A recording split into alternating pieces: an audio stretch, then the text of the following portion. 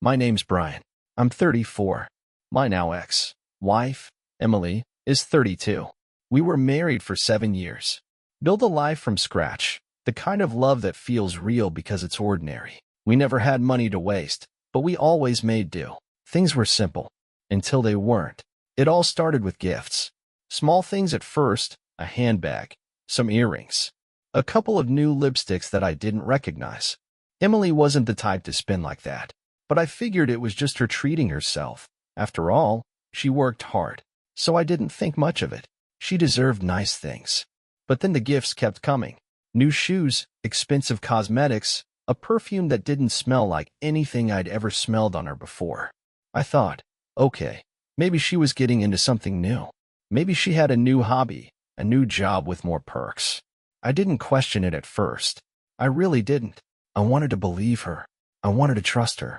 But my gut started twisting. When I asked where all of this was coming from, she brushed it off with a laugh. Just spoiling myself, she said, like it was no big deal. I believed her. Hell, I wanted to believe her. There were moments where I told myself it didn't matter. She worked hard. She deserved this stuff. So what if I didn't really know where it was coming from? It wasn't like we were broke. But then I started seeing patterns. Little things. Things I couldn't ignore anymore. Emily began staying later at work. Not every day, but more often than usual. She'd come home looking different. Hair done up in a way I hadn't seen in ages, makeup a little more polished, a red lipstick that seemed out of place. I asked her about it once. "You look great," I said, trying to keep it light. "Got a hot date tonight?" She laughed. "You're funny. It's just work. You know how it is." I told myself I was being paranoid. After all, she was working more hours. She deserved to look good, right? But there were more signs, more moments. I began to notice the small things she left out of the conversation. Her phone always face down, the way she'd scroll quickly through it whenever I walked into the room. The messages she'd get late at night, when she thought I was asleep. The way she'd go silent when I asked who she was texting. I should have said something. I should have asked, right then, if she was okay. If there was something she wanted to talk about. But I didn't. Because I didn't want to be that guy. The guy who gets insecure. The guy who doesn't trust his wife. And so, I told myself it was just a rough patch. Work stress. Life stress. Every couple goes through it, right? And then it happened. The night everything changed. I had plans. A surprise for Emily. I wanted to book us a table at the restaurant we loved, the one with the pasta they made by hand, the one with the candles that burned down to pools of wax by the end of the meal. I thought maybe we could reconnect. Maybe I could remind her of who we used to be. I drove to the restaurant, excited to book a table. I was ready to surprise her with a night just for us. But when I pulled up and looked through the big front windows, I saw something that knocked the wind right out of me. There she was, Emily, sitting at a table, with another man. She was laughing, really laughing, the kind of laugh I hadn't heard from her in months. She was leaning forward, her face soft and open, like she hadn't been carrying a wall of distance between us for so long. She was smiling at him like she'd forgotten how to smile at me. My stomach twisted.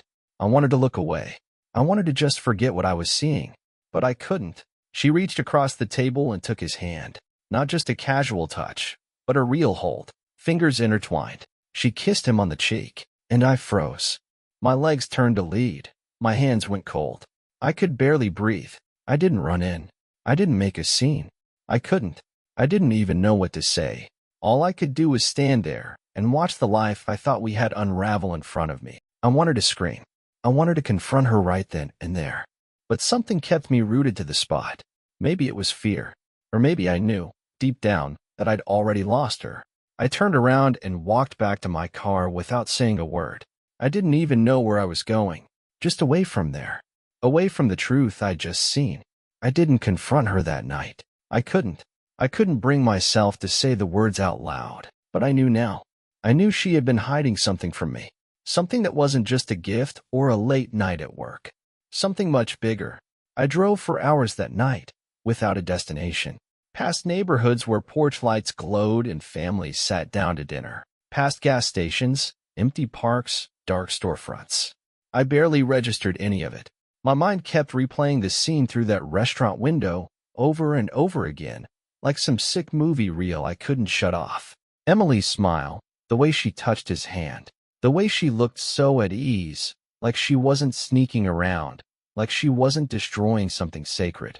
I tried to tell myself there had to be an explanation, that maybe it wasn't what it looked like, but even thinking that felt pathetic. I knew what I saw. I felt it in my bones. Eventually, I pulled into an empty parking lot behind an abandoned grocery store. I killed the engine, leaned back in the seat, and stared at the cracked ceiling of my car. The silence was crushing. I thought about the years we had built together, all the little rituals and routines we'd created, and realized I didn't even know who I was anymore without her. I had spent so long tying my life to hers that now, even the idea of untangling myself felt impossible. I sat there for what felt like hours before finally going home. When I walked through the door, the house felt colder, emptier, even though nothing had changed. Her shoes were still by the door, her jacket still draped over the kitchen chair. But I saw everything differently now, like the house itself was holding its breath, waiting for me to shatter the illusion. Emily came home just after 10. She looked tired, her makeup slightly faded, her hair messy in the way it always got when she ran her fingers through it. She smiled at me when she walked in, kissed me lightly on the cheek, and said she was exhausted from work. I just nodded. I didn't trust myself to speak. I sat there, at the kitchen table, watching her move around the kitchen, telling me about how crazy her day had been. Every word out of her mouth felt like an insult. Every casual smile, every sigh, every little detail she tossed out so easily. It was all a lie. I didn't confront her that night. I needed time to think, to plan. Blowing up wouldn't get me anything but temporary satisfaction. I wanted the truth. I wanted it all. I wanted to hear it from her mouth, stripped of the pretty lies she was so used to telling. Over the next few days, I watched her more closely. The late nights at work, the sudden need to stay at her friend's place because of a girl's night, the new perfume I didn't recognize. It wasn't just my imagination, it never had been. She had been pulling away from me for months, maybe longer.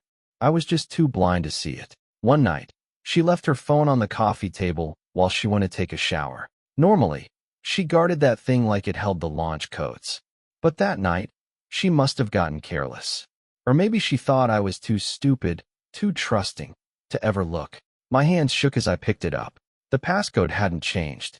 I hesitated for half a second, but the moment I unlocked it, I knew I was past the point of no return. There it was. The proof. Messages. Dozens of them. Hidden under some fake name in her contacts. Sweet nothings. Plans to meet. Photos that made my stomach turn. Things she had never said to me. Smiles she had never saved for me. Reading them felt like being gutted with a dull knife. Slow.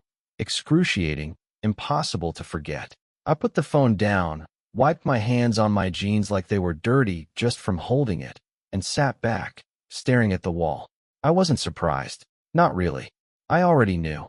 But seeing it written out, reading her calling someone else babe, talking about how she missed him, it broke something in me that I don't think will ever fully heal. When she came back into the room, I acted like nothing had happened. She curled up next to me on the couch, resting her head against my shoulder, and for a second, I let her. I let her lean into me, let her feel safe, let her pretend everything was fine. Because soon enough, it wouldn't be. I wasn't going to scream. I wasn't going to beg. I wasn't going to humiliate myself for someone who had already decided I wasn't enough. I was going to wait. And when the time came, I was going to make sure she understood exactly what she threw away. The next few days felt like a game of chicken I didn't want to play. I watched her spin her little lies, watched her plan her work events and girls' nights with that same easy smile. She had no idea I knew everything. No clue that every time she kissed me goodbye or laughed at one of my jokes, I was picturing her in that restaurant, picturing her holding his hand. I don't know if she thought I was stupid or just so beaten down that I'd never question her. Honestly, I didn't care anymore. I was done being patient. I was done pretending. I needed to see it for myself one more time. Not through a screen, not through old messages, not through half-truths. I needed it to be real, undeniable, physical.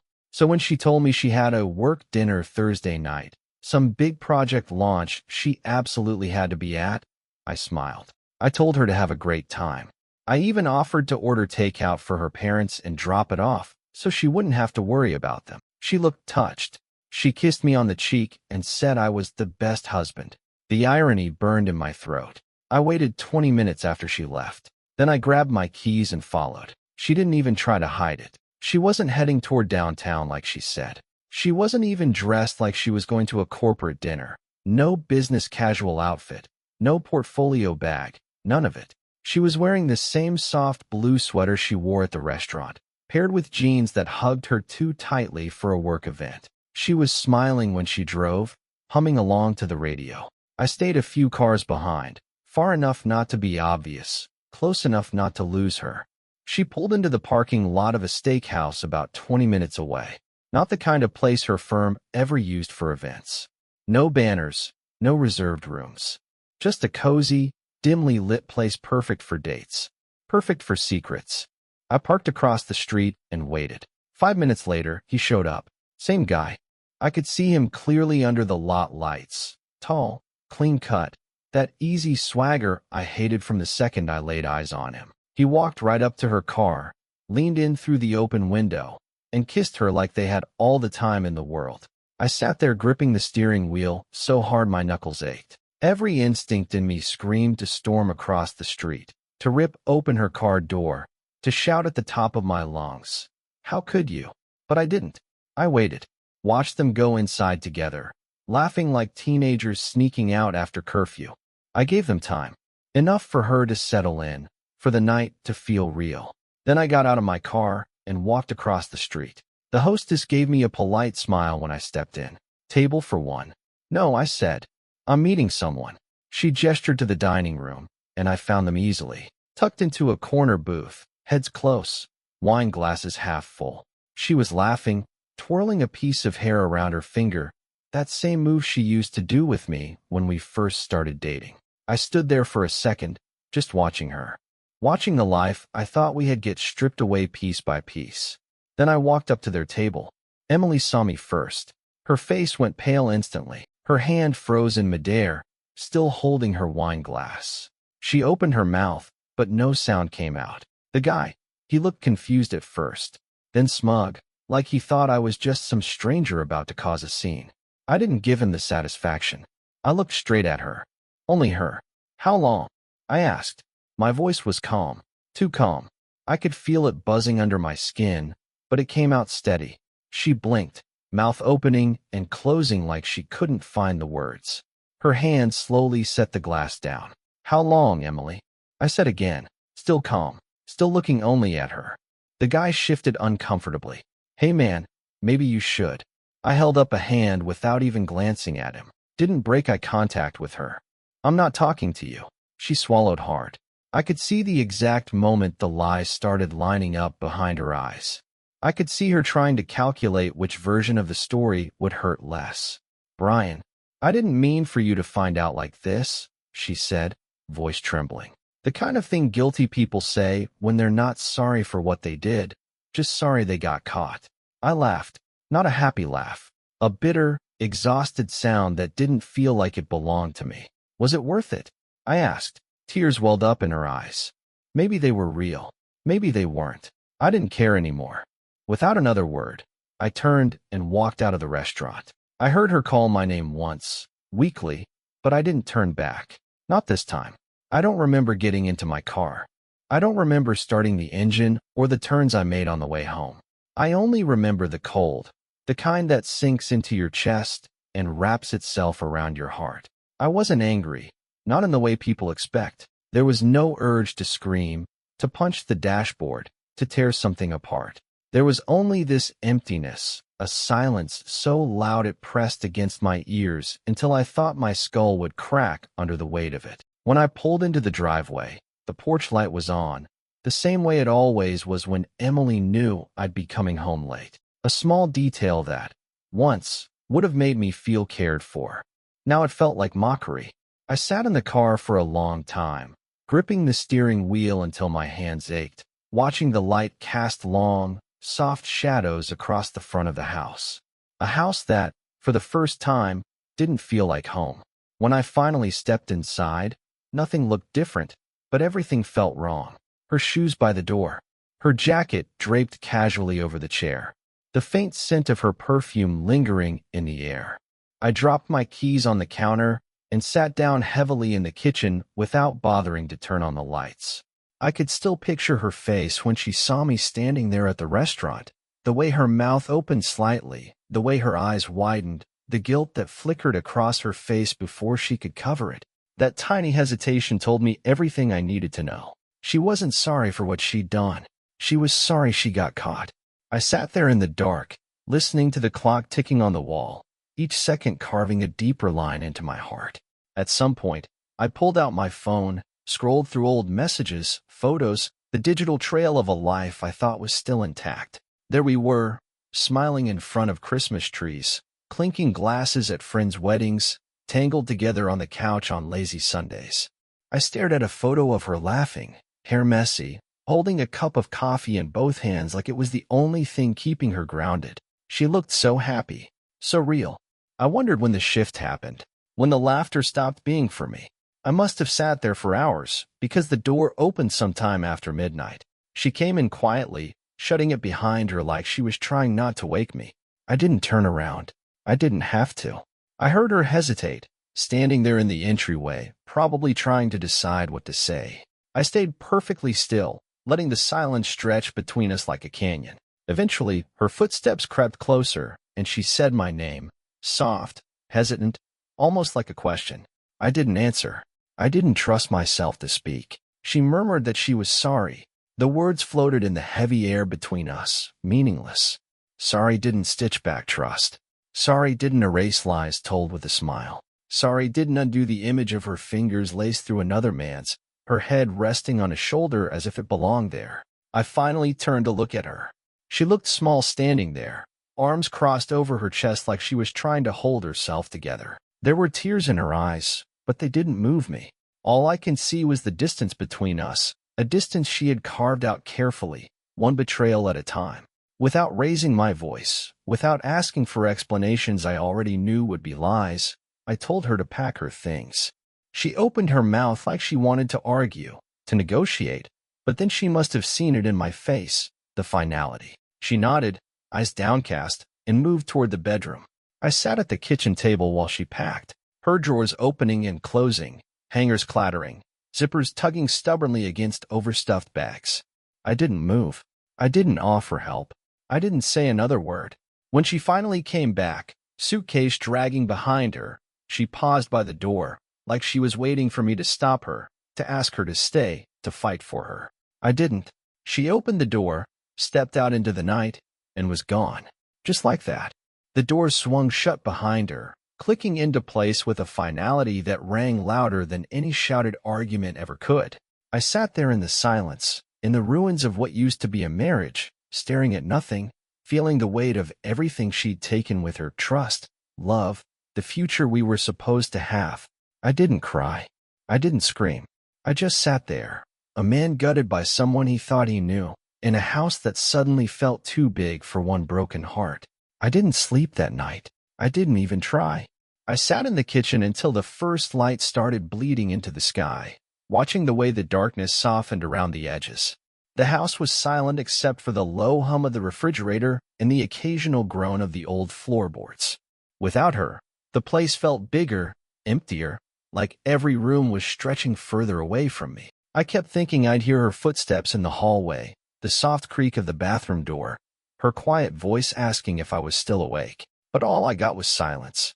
And when the silence finally settled over me, it didn't feel peaceful. It felt like drowning. Around 6 a.m., I finally moved. I stood up, legs stiff and uncooperative, and wandered through the house. Every corner hurt. Her jacket was still hanging on the hook by the door. One of her coffee mugs was still on the counter, a lipstick stain smudged against the rim. A pair of her shoes was tucked neatly under the bench in the entryway. I stared at these stupid, ordinary things and felt the ache in my chest spread wider. They weren't just objects. They were remnants of a life that didn't exist anymore. Ghosts of someone who chose to leave long before she actually walked out that door. I ended up in our bedroom, standing in the doorway, unable to step inside. The bed looked untouched. The sheets still rumpled from the morning before, pillows bearing the faint impression of where we once slept side by side. I couldn't do it. I couldn't sleep in a bed that still smelled like her. I backed away like it might burn me if I got too close. Instead, I grabbed a blanket from the hall closet and collapsed onto the living room couch. It smelled like dust and wood polish, nothing human, nothing personal. I pulled the blanket over me and stared at the ceiling, letting the morning slip past unnoticed. The hours blurred. At some point, I must have fallen into a shallow, dreamless sleep because when I opened my eyes, the sunlight had shifted and the house was warmer. It was the kind of sleepy afternoon glow that once made everything feel cozy and safe. Now it just felt wrong, like sunlight shining on a battlefield. I didn't bother making coffee. I didn't bother changing clothes. I just sat there, heavy, still, feeling the weight of everything pressing down on me. I thought about calling someone, a friend, my brother, anybody, but the idea of speaking out loud, of admitting what had happened, made my throat close up. I wasn't ready to say it. Saying it would make it real in a way I couldn't take back. Instead, I sat with it. The betrayal wasn't just the cheating. It was the pretending. It was all the time she looked me in the eye and smiled, knowing full well she was carrying someone else's touch under her skin. It was the casual way she kissed me goodbye, told me to have a good day, texted little hearts and "I love you" messages while she was planning nights with him. It was the way she let me build a future around a version of her that didn't even exist anymore. I thought about the man she was with. I didn't know his name, didn't know what he did for a living, didn't know if he was married or single or just some opportunist who didn't care about wreckage. It didn't matter. Whoever he wasn't the one who owed me loyalty. She was. And she broke it like it was nothing. I replayed everything in my head. All the little moments I missed. The nights she stayed late at work. The new clothes she bought. The extra attention to her appearance when she said she had a meeting. The coldness in bed. The quick goodnights. The way she started laughing less when I was around. None of it hit all at once. It had been a slow erosion, a quiet undoing. I had watched it happen and lied to myself about what it meant. I kept wondering if there was a moment, one single moment, where I could have said something, done something, pulled her back before it was too late. But that was the lie I told myself to feel less powerless. The truth was, if someone wants to leave you, no amount of love, no perfect words, no heroic gesture can make them stay. By evening, I still hadn't moved much. I realized I hadn't eaten all day, hadn't showered, hadn't done anything but sit and breathe and remember. The phone sat silent on the coffee table. No messages, no apologies, no frantic calls begging me to talk. She was gone. Not just physically, but emotionally long before she packed that suitcase. The realization hit deeper than anything else. I wasn't something she lost. I was something she let go of without a second thought. And that knowledge, not the cheating, not the lies, but the sheer indifference, was what broke me the most. The second night was worse. The silence wasn't just heavy anymore. It was alive, thick enough to feel against my skin. Every creak of the floor, every rattle of the pipes felt louder, sharper, like the house was mourning alongside me. I sat on the edge of the couch with the blanket tangled around my legs, staring at the blank TV screen, feeling like a ghost in my own life. The minutes crawled by. I couldn't sleep. I couldn't even close my eyes without seeing her face, without seeing the scene in the restaurant play out again behind my eyelids. By morning, something had shifted. Not healed, nothing close to healed, but hardened. The initial collapse was over. The shock, the rawness, the begging myself to wake up from a bad dream feeling was gone. In its place was something colder, a bitter acceptance.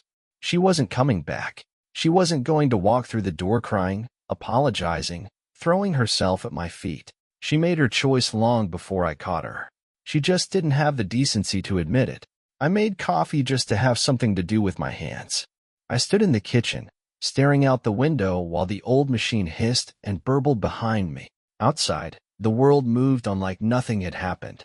Joggers ran past with their headphones in, kids rode bikes, neighbors watered their lawns. Everyone else's life was still intact. It felt wrong somehow.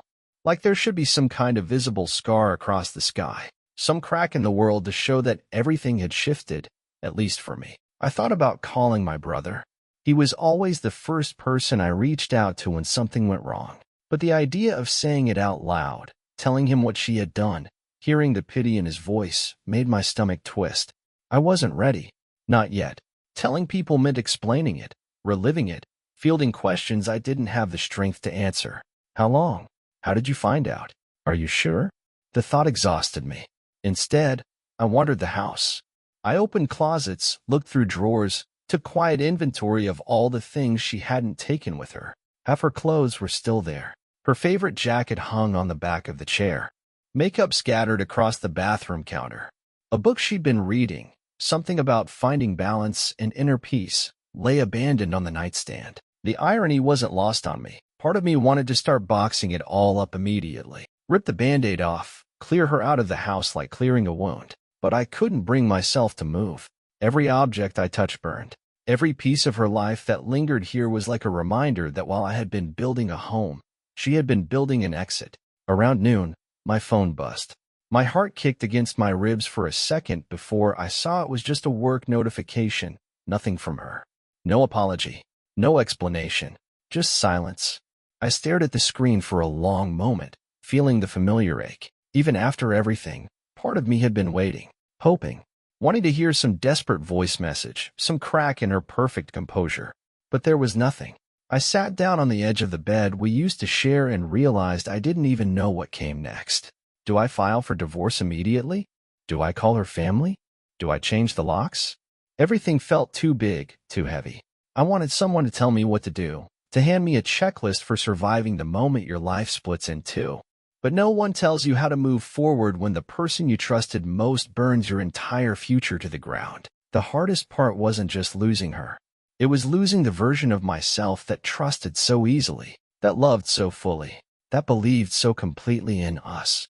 That man was gone, and in his place was someone hollow, someone who wasn't sure he'd ever trust anything that easily again.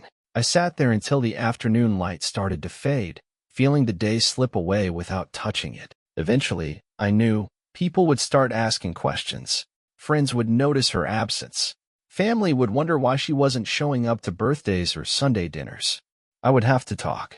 I would have to explain. I would have to open the wounds and let them bleed in public. But not today. Today, it was just me, sitting in the wreckage, trying to figure out where my life ended and where whatever came next was supposed to begin. The first call came that evening. It was my brother, Sam. I let it ring until it stopped. I wasn't ready to talk. I wasn't ready to hear concern in his voice, wasn't ready for the questions that would follow. He would know something was wrong the second he heard me speak. I didn't have the strength yet to walk him through it. Instead, I stayed in the silence, letting the unanswered call sit heavy in the room. I knew I couldn't avoid it forever. People notice. They notice when your wife vanishes from the background of your life. They notice when the easy smiles get replaced by something heavier in your eyes. But for now, the only person who needed to know was me. I needed to carry it alone for a while. Needed to feel the full weight of it before I let anyone else touch it. That night, I tried to sleep in the bedroom. It felt like a challenge I needed to win. Like if I could get through one night in that bed, it would mean I was stronger than this. I stripped the sheets off first, threw them in the laundry basket like they were contaminated. I replaced them with the oldest, cleanest set I could find, ones we hadn't used in years. I changed the pillowcases too, but when I finally laid down, the bed still smelled faintly like her shampoo. That clean, floral scent that used to be comforting now made my throat tighten with something between rage and grief. I lay there for hours, staring at the ceiling fan as it spun lazily above me. I thought about the vows we made, about the promises whispered under fairy lights on a warm summer night years ago, about all the mornings we'd spent tangled in each other, laughing, making plans we thought were unshakable. All of it gone, all of it meaningless. I thought about the man from the restaurant too, the way she smiled at him, the ease between them, how she had looked at him the way she used to look at me before the distance crept in. I wondered if he knew she was married, if he cared. Probably not. People who take what isn't theirs rarely care about the damage they cause. At some point, exhaustion dragged me under. Not real sleep, but something like it. A gray, restless drifting that left me feeling worse when I woke up around 4 a.m., heart pounding for reasons I couldn't name. I sat up in bed, the emptiness pressing against me from all sides, and realized that nothing I did could make this space feel like mine again. Not really. Her absence wasn't a hole. It was a stain. The house felt like it belonged to a stranger now. And maybe, in a way, I was becoming one. I didn't plan on answering the next call, but when Sam's name lit up my phone again that afternoon, something in me gave in. Maybe it was the silence pressing too hard. Maybe it was the weight of carrying it alone finally cracking the surface. I let it ring until the last possible second, then picked up. His voice was casual at first, asking how things were, if I wanted to catch a game this weekend, maybe grab a beer. The usual stuff brothers say when they're feeling out the edges of something bigger. I kept my answer short. Fine. Busy. Maybe. Lies so thin I knew he could see straight through them. Finally, he asked if everything was okay. Simple words. Heavy question. I almost hung up. Not because I didn't want to talk to him, but because saying it out loud would make it real in a way my silent suffering hadn't. But the truth was too big now to keep inside. It was choking me. She's gone, I said, voice rough. There was a pause on his end, a silence that felt heavier than any words could have been. He didn't ask right away. He didn't push. He just waited. And somehow, that made it worse. Made the truth pour out of me in a flood I couldn't stop. I told him about the restaurant, about the gifts, about the lies piling up so high I couldn't see over them anymore. I didn't sugarcoat it. I didn't try to sound tough. I told him about standing outside that window, watching her smile at someone else, holding his hand like it was the most natural thing in the world. I could hear the anger building in his breathing before he even spoke. Not anger at me, never that, but the helpless, protective fury of someone who can't believe the world could turn this cruel on someone they love. I'll come over, he said, and I almost told him no. Almost said I needed to be alone. But the truth was, I didn't know what I needed. I only knew that sitting in this house alone, surrounded by the echoes of a life that wasn't mine anymore, was going to kill me if I stayed much longer.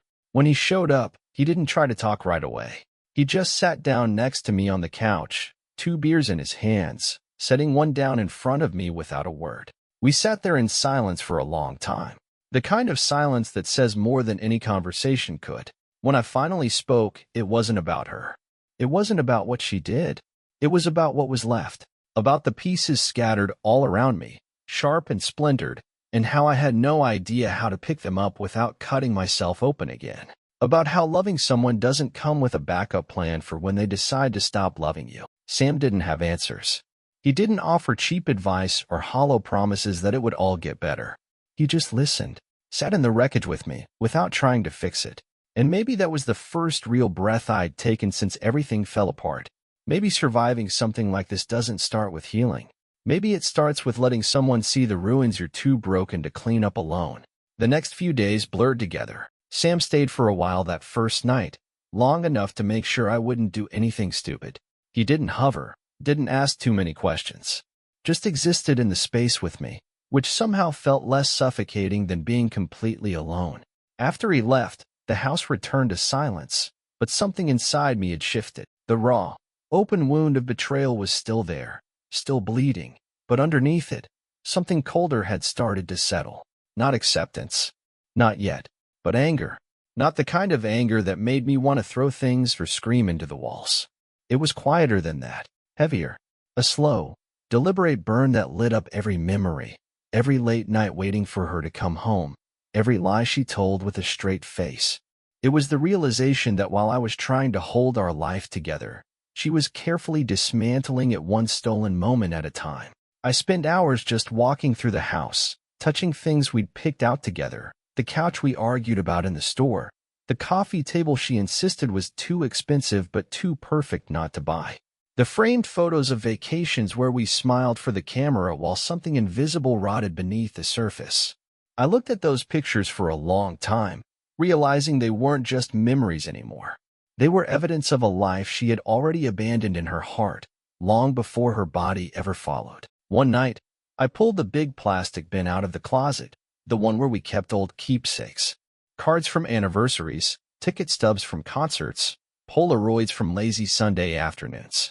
I sat there on the floor, sifting through it like I was digging through the wreckage of a house fire, trying to salvage anything that hadn't been completely destroyed.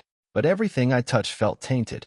Every love note, every scribbled inside joke, every "I love you" written in her messy handwriting burned like acid against my skin. At some point, I stopped pretending there was anything worth saving. I shoved the whole bin back into the closet and slammed the door harder than I meant to. It didn't make me feel better. Nothing did. But there was a strange relief in acknowledging it, and finally admitting that the life I thought we had was gone, and that no amount of clinging to the scraps would bring it back. The thought of divorce started creeping in more and more. Not out of vengeance. Not out of some desire to punish her. But because I couldn't stand the idea of living in the shadow of a marriage that only I had been fighting for. I deserved better.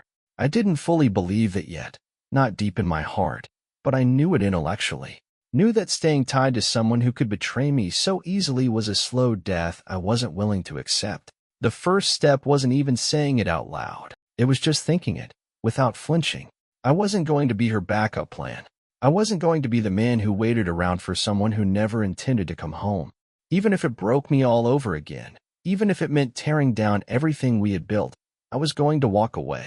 Because whatever future waited on the other side of this, whatever lonely, battered version of myself stumbled out of this mess, at least he would know he hadn't stayed where he wasn't wanted. The day I called the lawyer, it was raining. Not the dramatic, thunderous kind you see in movies, just a slow, steady drizzle, soaking the sidewalks, blurring the view through the windows. It felt appropriate somehow. Quiet. Heavy. I sat at the kitchen table for an hour, staring at the phone, fingers hovering over the screen, heart pounding harder than it should have. It wasn't like calling her. It wasn't like reaching out to someone who might talk me out of it. This was different. This was a door that, once opened, could never be closed again. I didn't even know where to start. I Googled names, half scrolling, half staring into nothing. Everything felt surreal. Names of people I'd never met, numbers promising free consultations, polite smiles frozen in their website portraits. It made me feel small, like my whole life had shrunk down to paperwork and signatures and property division. But it had to start somewhere. I picked a name at random. I don't remember it now. Dialed the number. A woman answered, professional, efficient. I told her I needed to schedule an appointment. Divorce. First available.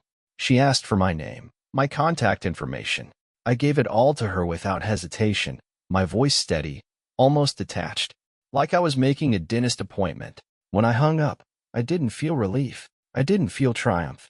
I didn't feel anything except the small, sharp understanding that the life Emily and I built wasn't just broken, it was dead. Signing papers wouldn't kill it. It had already been rotting long before I picked up the phone. The appointment was set for Thursday afternoon. 3 days away. 3 days to sit in the ruins, knowing there was no turning back. I thought maybe I'd feel some second-guessing, some tiny voice urging me to wait, to try counseling, to forgive. But there was nothing. Only the slow, cold certainty that I couldn't stay where I wasn't respected. That love without trust was just slow suicide. That night, I finally stripped the house of her. I moved through each room mechanically, pulling her clothes from the closet, gathering her books from the shelves, stacking them in boxes without pausing to smell them or look through them. I bagged up the toiletries she left behind, wiped her fingerprints off the mirrors, pulled the photos down from the walls. I didn't break anything. I didn't scream. I didn't even cry. It was methodical, surgical, like cutting away infected tissue before it spread any further. By the time I finished, it was nearly midnight. The house felt colder, emptier, but it also felt cleaner, like I could finally breathe without choking on ghosts. I didn't know what the future would look like. Didn't know if the loneliness would be worse than the betrayal. Didn't know if I'd wake up one day regretting everything. But sitting there in the quiet, surrounded by bare walls and empty shelves, I knew one thing for sure. Staying would have killed me far slower, but far sure. And I was tired of dying in small pieces. Walking into the lawyer's office didn't feel like defeat. It felt like the first real decision I had made in months. The space was clean, neutral, cold, beige walls, leather chairs, the faint smell of old paper and coffee. I sat across from a woman named Karen. Middle-aged, sharp-eyed, direct. She didn't smile much. I liked that. I didn't want sympathy. I wanted clarity. She asked simple questions. When did you separate? Any children? Shared assets? Infidelity? I answered without hesitation, like reading a grocery list. I told her about Emily, about what I saw, about what I knew. Karen didn't flinch. She scribbled notes, nodded, asked about bank accounts, property titles, debts. Halfway through, she paused and looked me dead in the eye. "You know you're doing the right thing, don't you?" I nodded, but deep down, some broken piece of me still whispered, it wasn't supposed to end like this. When I left the office, the rain had stopped. The streets were steaming under the sudden burst of afternoon sun. I stood on the sidewalk for a second, breathing it in. The world hadn't ended. It hadn't even changed. Only I had. That night, I didn't sit in the dark. I didn't crawl into bed early. I didn't drink myself into a stupor. I made dinner, nothing fancy, just something simple, and ate it at the kitchen table, alone, but without feeling hollow. The house was still too quiet, too big, too full of memories that smelled like smoke. But for the first time, it didn't feel like a coffin. It felt like a place where something new could eventually happen. Not today. Maybe not for a long time. But someday. I sat there, chewing slowly, thinking about everything I had survived without even realizing it. She left, but I was still here. And maybe, just maybe, that was enough for now.